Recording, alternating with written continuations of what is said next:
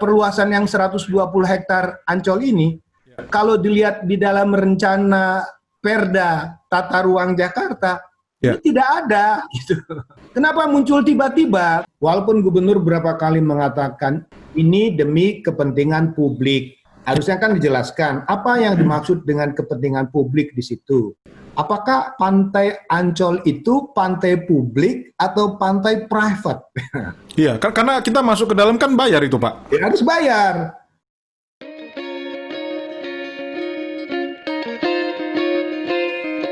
Halo para penonton Tagar TV, terima kasih sudah setia untuk mendengar dan menonton berbagai diskusi kami dengan berbagai sumber. Dan kali ini kita akan membahas topik yang masih sangat hangat dibicarakan baik di media sosial maupun di media mainstream, yaitu tentang reklamasi Ancol yang baru saja disampaikan oleh Bapak Anies Baswedan sebagai Gubernur DKI Jakarta. Nah, kali ini kita mengundang narasumber kita.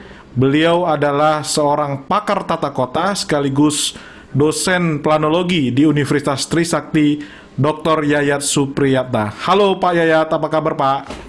Halo Mas Yosi, selamat sore. Selamat sore, salam sehat Pak. Sehat, alhamdulillah. Ya Pak, kita mulai Pak dengan diskusi kita Pak. Mungkin pertanyaan pertama kita buka dulu Pak. Ini pertanyaan yang basic ditanyakan oleh banyak orang dan masih sangat abu-abu dalam artian memiliki pengertian yang berbeda-beda Pak di antara dua pihak yang kita amati.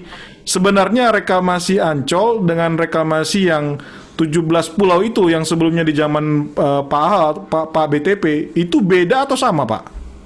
Ya, sebetulnya begini. Pulau yang akan direklamasi oleh Pak Anies sebetulnya beda tipis, tidak jauh berbeda dengan apa yang dilakukan di zamannya Pak Basuki.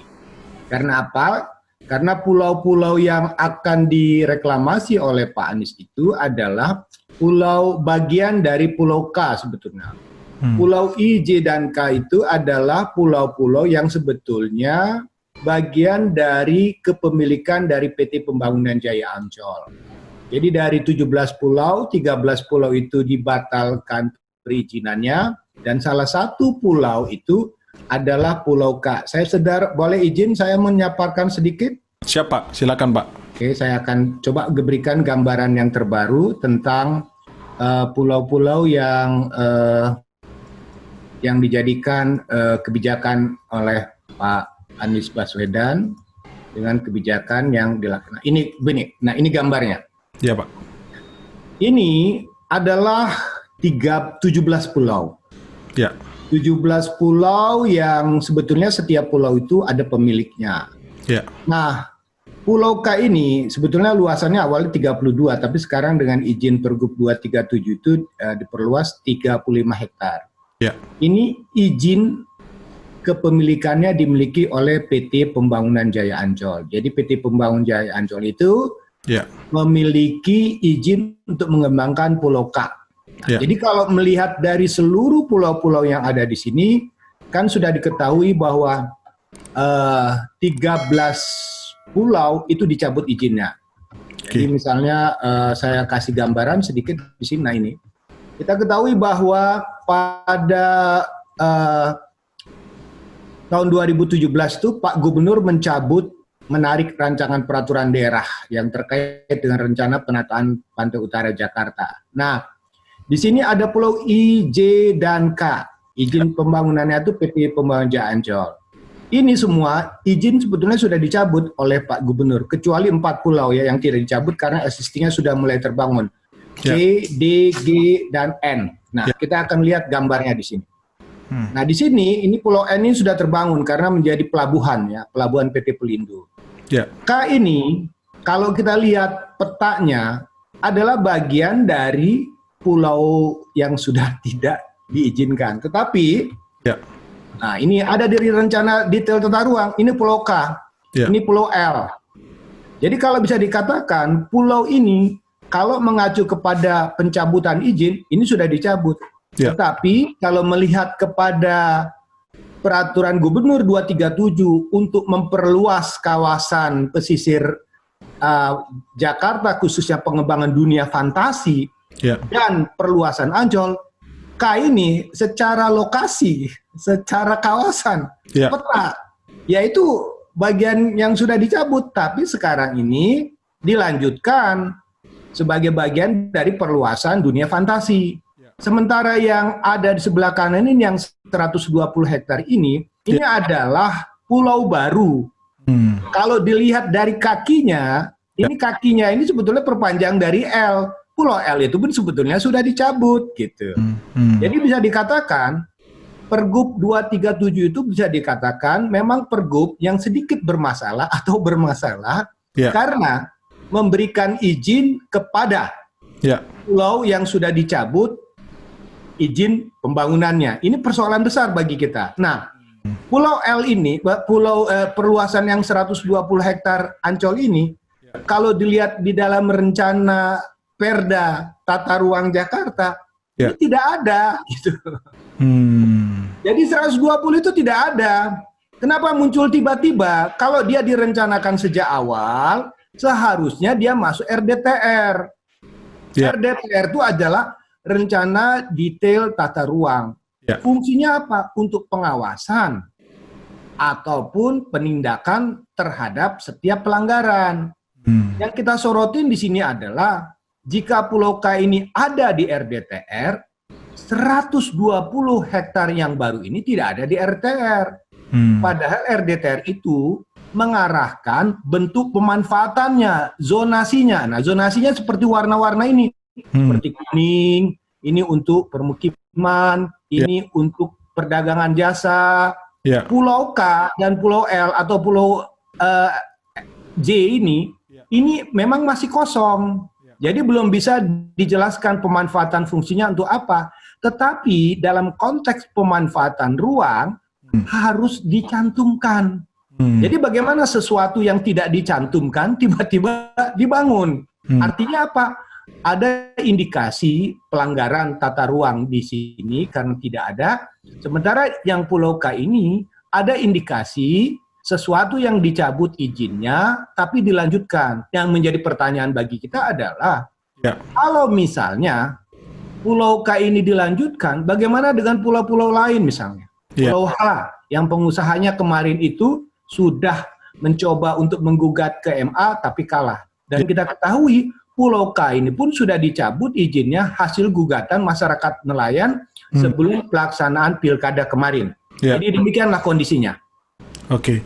Pak, biasanya RDTR tadi yang Bapak jelaskan itu dipersiapkan setiap tahun atau gimana Pak? Atau berubah setiap tahun atau setiap 5 tahun Pak? Begini, sebuah rencana tata ruang itu masa waktunya adalah 20 tahun. Nah, di dalam pembangunan, rencana tata ruang dengan development plan, rencana pembangunan itu harus bersinergi. Jadi rencana pembangunan pun harus menggunakan rencana tata ruang sebagai dasar. Ya kan? Nah, sekarang kemungkinan ada rencana pembangunan yang tidak menggunakan rencana tata ruang. Rencana pembangunan itu 25 tahun, rencana tata ruang itu 20 tahun. Memang bisa direvisi setiap 5 tahun sekali. Dan ingat, kekuatannya adalah kekuatan perda. Kekuatan perda ini artinya apa? Mengikat semua masyarakat. Dan perda itu disusun bersama-sama dengan DPRD. Nah, disitulah diatur ketentuan yang mengatur apa yang boleh, apa yang tidak. Jadi perda rencana tata ruang itu, khususnya RDTR itu, mengatur apa yang namanya zoning map, zoning tentang petanya, ruangnya, warnanya tadi jenis apa, dan ada zoning text yang mengatur apa boleh, apa yang tidak. Itulah yang menjadi dasar pemberian izin. Ada namanya ITBX, izin, ya kan, T dengan tertentu, dengan syarat tertentu, B bersyarat, dan X itu sama sekali tidak diizinkan. Pertanyaannya, bagaimana sesuatu yang tidak ada di zoning maps, tidak ada di aturan, tiba-tiba diizinkan untuk dibangun, gitu. Menurut satu catatan lagi sedikit ya. Satu catatan lagi, memang rencana tata ruang setiap 5 tahun bisa direvisi berdasarkan dinamika. Pertanyaannya, ketika usulan ini muncul, itu revisi tata ruangnya belum dilakukan. Jadi kita mengingatkan kesannya memang seperti terburu-buru untuk segera mensahkan pembangunan reklamasi seluas 120 hektar tersebut. Oke, berarti kalau ada pelanggaran di situ, Pak, apakah memang itu disengaja? Apakah itu memang ketidaktahuan atau memang tidak disengaja, Pak? Nggak mungkin lah tidak tahu. Yang membuat peraturan daerah itu kan pemerintah daerah. Saya adalah orang yang sejak penyusunan rencana tata ruang 2010 sampai 2030 diminta oleh Pemprov DKI untuk membantu dalam konteks berdiskusi dan dalam evaluasi tata ruang 2010 pun saya mengevaluasi tentang kinerja tata ruang. Bahkan menjelang RDTR yang Perda nomor 1 tahun 2014, saya diminta oleh Pemprov DKI untuk apa? Mempertemukan, memfasilitasi tim penyusun dengan para ahli atau kelompok-kelompok yang masih belum sepakat dengan RDTR tersebut. Nah, jadi artinya RDTR itu, Perda itu adalah kerjasama antara pemerintah daerah, DPRD termasuk di dalamnya, bersama-sama dengan masyarakat. Jadi tidak mungkinlah sesuatu yang dibuat oleh pemerintah daerah, kemudian pemerintah daerah pura-pura tidak tahu di dalamnya. Oke. Pak, berarti Pak Pergub 237 tahun 2020 ini, kalau memang tidak sesuai dengan Perda RDTR tadi, itu berarti secara hukum seperti apa statusnya, Pak?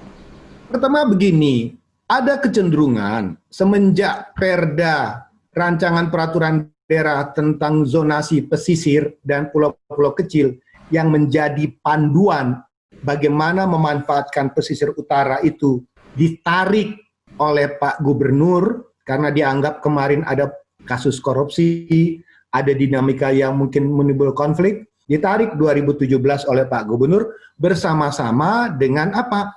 Dengan rancangan peraturan daerah tentang tentang pengaturan kawasan strategis pantai utara. Nah, Perda itu seharusnya menjadi acuan dalam penyusunan peraturan gubernur. Nah, yang terjadi sekarang ini, Pergub 237, dasar hukumnya hanya 3. Undang-Undang DKI, Undang-Undang Otonomi Daerah, dan Undang-Undang Nomor 30 tahun 2014, yang itu berbicara tentang diskresi administrasi pemerintahan. Jadi selama ini bisa dikatakan kebijakan-kebijakan yang diambil oleh pimpinan daerah itu lebih banyak pada diskresi. Artinya otoritas pejabat yang berwenang untuk mengeluarkan aturan karena dianggap ada kekosongan hukum, masalah strategis, masalah penting. Nah, yang menjadi pertanyaan kita, nanti kalau tidak ada Perda, semua gubernur akan membuat kebijakan sendiri-sendiri. Contohnya misalnya waktu zaman Pak Ahok, itu tentang pola kompensasi yang terjadi terkait dengan masalah-masalah hak dan kewajiban pengembang, itu misalnya 15% kali NJOP dikalikan dengan luas hamparan seluruhnya. Sementara Pak Anies di Pergub 237 itu memberikan ketentuan 5% dari luas total area. Jadi bayangkan nanti kalau diganti gubernur baru, ada kemungkinan 4 pulau lain, kebijakannya berbeda-beda. Ini diskresi yang mungkin dianggap punya potensi penyimpangan atau potensi pelanggaran hukum di dalamnya. Oke. Nah, ke para pengusaha atau investor yang pulaunya akhirnya di stop izinnya itu, Pak, atau diberhentikan. Artinya mereka punya kesempatan untuk menuntut juga ya, Pak, supaya mereka memiliki hak yang sama dengan pulau yang tadi dilanjutkan ya, yang milik dari Ancol tadi, Pak. Sama begini, untuk Pulau H itu pengusahanya sempat mengajukan gugatan, ya kan? Tapi kalah. Ya. Tapi untuk Pulau G itu sudah terbangun, tetapi mekanismenya adalah ketika dibangun tidak ada IMB. Yang menjadi pertanyaan, sudah terbangun pulau, sudah terbangun ruko dan sebagainya, apakah harus dibongkar? Ya. Kemudian inilah yang diberikan izin oleh Pak Anies dengan dasar tidak menggunakan undang-undang tata ruang, tapi menggunakan bangunan dan gedung dengan alasan satu, bagi kawasan yang dibangun yang belum ada RT RW-nya rencana tata ruang bisa diberikan izin. Nah, pertanyaan itu celah diskresi. Jadi bisa dikatakan Apakah para pengusaha bisa menuntut? Ya pertanyaan kembali. Kemarin ada contoh kasus ya, karena akhirnya ini. Nah, yang menjadi persoalan bagi kita adalah untuk 13 pulau itu memang otomatis apakah kasus Pulau K yang dilanjutkan ini bisa menjadi jurisprudensi baru tidak? Ya. Menjadi alas hukum baru tidak? Bahwa ternyata Pulau K itu walaupun sudah dicabut izinnya tapi bisa dilakukan pembangunan. Ya. Apakah ada potensi untuk melakukan gugatan? Karena sampai sekarang dari 17 pulau itu yang sudah secara legal masuk dalam rencana tata ruang Jabodetabek ya di dalam Perpres yang baru itu hanya 4 pulau. Jadi otomatis potensi kalau ada gugatan bisa-bisa saja, tetapi dalam kondisi yang sekarang ini kita melihat apakah pulau-pulau lain yang sudah dicabut tersebut masih boleh tidak untuk diusulkan dalam rencana tata ruang. Oke, Pak Yayat, kalau tadi memang mungkin tidak tahu dan ternyata ini ada dalam tanda kutip melanggar gitu ya Pak. Lalu sebenarnya motifnya apa Pak? Kenapa ini tiba-tiba dan seolah kayak dipercepat ingin segera bisa digolkan Pak? Nah ini kan tergantung motifnya. Walaupun gubernur berapa kali mengatakan ini berbeda dengan kasus reklamasi yang sudah dihentikan pembangunannya. Ya. Ini demi kepentingan publik. Harusnya kan dijelaskan apa yang dimaksud dengan kepentingan publik di situ. Ya. Betul kan yang sudah lama menjadi perdebatan di kita itu adalah apakah Pantai Ancol itu pantai publik atau pantai private? Iya, karena kita masuk ke dalam kan bayar itu Pak. Ya, harus bayar. Dulu pernah ada yang menggugat tentang Pantai Ancol itu terkait statusnya. Jadi kalau dia dari publik menjadi private, tentu kebijakan reklamasi ini pasti terkait dengan kepentingan private. Di situ ada apa? Ada korporasi, ada PT Pembangunan Jaya Ancol yang mungkin 40% sahamnya adalah kepemilikannya oleh Pemprov DKI. Ya. Apakah case ini karena BUMD yang mengelola dalam konteks masih pemiliknya pemerintah daerah bisa dikasih izin? Nah, dimudahkan. Yang kedua, definisi Ancol itu sendiri. Ya. Kalau misalnya sekarang berbeda menurut gubernur mengatakan ini untuk masyarakat, ini untuk rakyat. Ya. Tetapi kalau pengelolaannya misalnya sampai saat ini masih kuat unsur-unsur privat, maka harus dibuka ruang. Bukalah Ancol itu menjadi pantai publik sehingga betul-betul kepentingan publik diakomodir di dalamnya. Ya.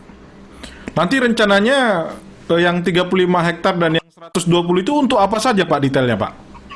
Yang pertama itu jelas kalau yang untuk 35 hektar itu untuk perluasan dunia fantasi.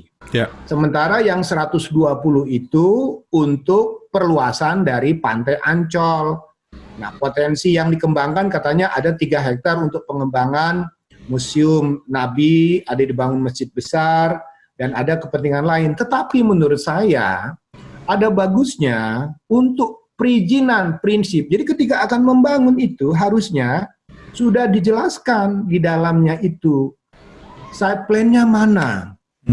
Nah, kalau misalnya dari 120 hektar tersebut akan digunakan untuk apa? Apakah ada ruang terbuka publik? Apakah ada hutan ruang terbuka hijau baru? Apakah ada rumah-rumah buat nelayan? Ya. Jelas kalau ini private, mungkin persoalan rumah susun buat nelayan, rumah itu mungkin agak sulit. Karena apa? Lingkupnya itu di kawasan private. Ya. Jadi tidak mungkin kalau begitu terbuka. Maka ada bagusnya karena ini Dufan adalah kepentingan bisnis, pariwisata dan sebagainya. Demikian yang untuk 120, maka harus diperhitungkan. Maka di sini saya mengatakan, di dalam pergub itu kan sudah disebutkan tentang persyaratan-persyaratan yang harus dipenuhi. Ya. Ada bagusnya persyaratan misalnya tentang bagaimana konsep AMDAL-nya, penanggulangan banjirnya, terkait dengan pemanfaatan ruangnya, itu dibuka oleh publik sehingga publik tahu. Kalau itu sudah jelas, sudah tergambarkan, silakan dilanjutkan. Yang terjadi sekarang adalah pembangunannya sudah dilakukan, tetapi persyaratan-persyaratan itu sebagian belum dikerjakan. Oke Pak, kita juga mendapatkan informasi bahwa dari nelayan sendiri kan itu tidak menyatakan, dari serikat nelayan tidak diajak diskusi. Ya. Berarti ini hubungannya dengan yang tadi Bapak katakan ya Pak, karena memang tidak ada rencana tata ruang yang tadi ya Pak. Ya. Ini begini, kalau misalnya Pergub atau misalnya rancangan peraturan daerah yang kemarin ditarik oleh Pak Anies pada tahun 2017, ini kan sudah 3 tahun. Ya. Apakah ada niat untuk menyelesaikannya? Kalau niat menyelesaikannya, seharusnya ketika ditarik, disusun kembali apa yang boleh dilanjutkan, apa yang tidak boleh dilanjutkan. Jadi otomatis, kalau misalnya nanti rancangan peraturan daerah tentang zonasi kawasan pesisir, kita akan tahu di situ mana zona wisata, mana zona untuk kawasan pemanfaatan umum, mana zona nelayan, mana zona budidaya, mana zona alur laut, dan mana zona misalnya untuk pengembangan budidaya perikanan, itu jelas. Sampai sekarang kan kita nggak tahu zonanya. Kita melihat ada kasus misalnya pembangunan pulau reklamasi sampai sekarang, ketika sudah dibangun ternyata di bawahnya ada kabel laut. Di bawahnya ada pipa untuk penyaluran bahan bakar. Jadi peta dasar lautnya itu ada kabel, ada pipa, ada katakanlah habitas zona apa di dalamnya itu harusnya kan dibuka dulu. Jadi jangan sampai seakan-akan bangun aja dulu, karena bukan apa-apa. Dari kasus beberapa pulau yang pernah terbangun kemarin, itu kan menimbulkan konflik oleh satu korporasi ketika di bawah pulau yang dibangun itu ada instalasi mereka yang ikut tertimbun. Ini kan menjadi masalah. Jadi lebih bagus segera buat perdanya, petakan ruang mana yang boleh, mana yang tidak, petakan ruang di bawahnya ada apa saja di dalamnya, supaya tidak menimbulkan masalah di kemudian hari gitu. Jadi penting buat kita keterbukaan informasi ini lengkap, sehingga masyarakat itu sebetulnya bisa memahami prinsipnya untuk demi pembangunan, penataan lingkungan. Kalau dilakukan secara benar, terbuka, sesuai dengan kaidah perundang-undangan dan aturan, serta ekosistemnya, nggak ada masalah. Kenapa harus terburu-buru? Kenapa harus berapa kali melakukan perubahan-perubahan kebijakan? Itu menunjukkan ada inkonsistensi dan ketidakjelasan pemanfaatan pesisir pantai utara Jakarta hingga saat sekarang. Pak Yayat dan mungkin teman-teman Pak Yayat yang lain sebagai para ahli tata kota di Indonesia, Pak, apakah pernah diajak oleh Pak Anies untuk berdiskusi mengenai hal ini, Pak? Saya untuk saat ini belum, tapi pernah mau diajak, sudah dialog beberapa kali. Nah, tapi belum. Tapi saya ingat banget, ketika menyusun rencana tata ruang RT RW Jakarta, saya dilibatkan teman-teman DPRD di masa lalu mungkin. Dan dalam penyusunan rancangan peraturan daerah tentang zonasi ya pulau-pulau kecil dan kawasan pesisir, saya diundang oleh DPRD, oleh pansusnya. Bahkan kita memaparkan apa yang harusnya kita perhatikan dalam rancangan peraturan daerah tersebut. Saya terus terang saja, di masa lalu kami banyak dilibatkan, bahkan didengar masukan dan pertimbangannya. Saya nggak tahu, mungkin sekarang sudah ada tim ahlinya di dalamnya ya. Jadi kita nggak tahu sejauh mana sebetulnya informasi, masukan-masukan dari perguruan tinggi, para ahli, para aktivis itu bisa diakomodir di dalam rancangan peraturan daerah. Hingga saat sekarang belum ada semacam komunikasi, diskusi terkait dengan persoalan ini. Nah, baik Pak. Pertanyaan terakhir Pak. Kalau begitu Pak, kalau memang belum sempat atau belum diajak oleh dari Pak Anies maupun dengan tim untuk mendiskusikan hal ini, ada nggak hal-hal yang mau disampaikan kepada pemerintah DKI Jakarta saat ini, Pak? Sama begini, kita harus punya komitmen yang jelas dan tegas. Jangan main-main dengan pesisir pantai utara Jakarta. Pesisir pantai itu sudah semakin lama semakin rusak, ya kan?